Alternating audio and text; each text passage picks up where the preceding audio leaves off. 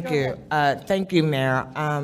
I also want to make sure that the public understands the recommendations that I will be moving forward with the budget as well, because if they don't know, they can't testify on it this evening.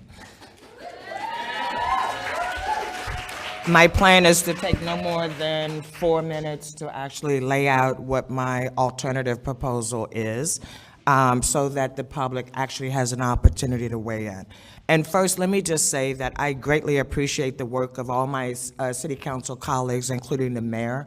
I know it's a very difficult process to put a budget together, and I'm thankful for some of the new investments that are being made, like the Portland Street response. I think will be a game changer in our community to make sure that we're sending the right first responders to the right incidents at the right time. And I am very grateful that the mayor saw fit to fund that. Having said that, I think that we have an opportunity to slow down on where we're headed with parks.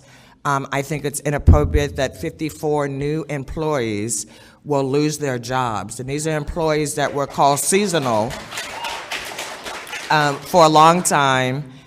They are now full-time employees with full benefits, and as you know, the last hired are always the first fired. So that means women, people of color are on the chopping block who have finally got their foot in the door to a good living wage family job. I think we can do better. I also think that a budget is a moral document. It actually represents who we really are, not who we say we are, but who we really are. And I think that in this budget, making some choices, for example, defunding some programs in police, and let me be clear, there is a role for police in our community, but here's the example of some of the things that I think we should not invest dollars into. For one, body cams. We are scheduled to have a pilot body cam program that would cost us about $1.6 million, and the bottom line is we can't afford it.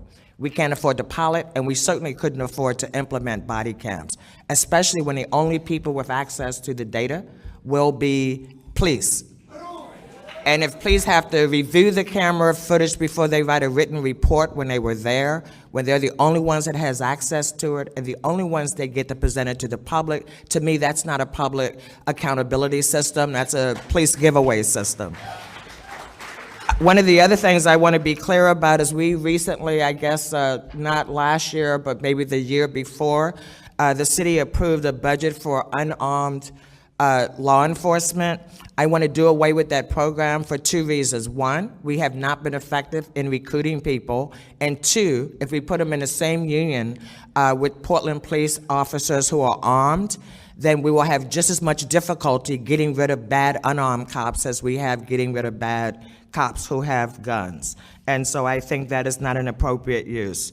In addition, I think that we should, there's a funding requirement for Fog Ferry passenger that they want to do a study to find out the feasibility. I say let's get private businesses who will benefit from a ferry to pay for the feasibility study.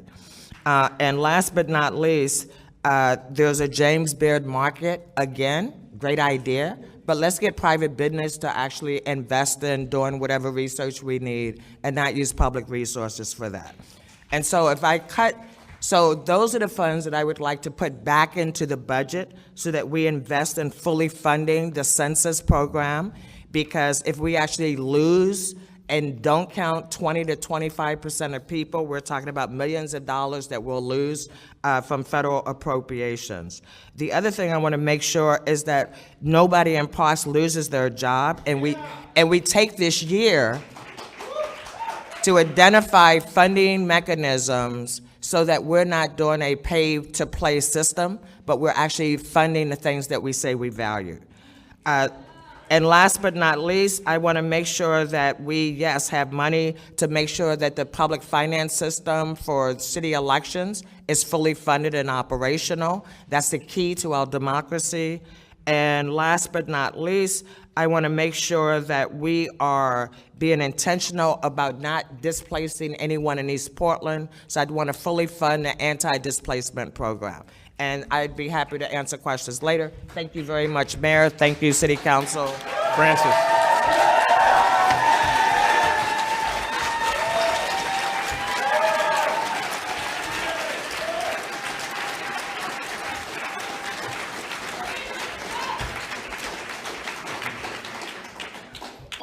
Francis, you're up. Thank you.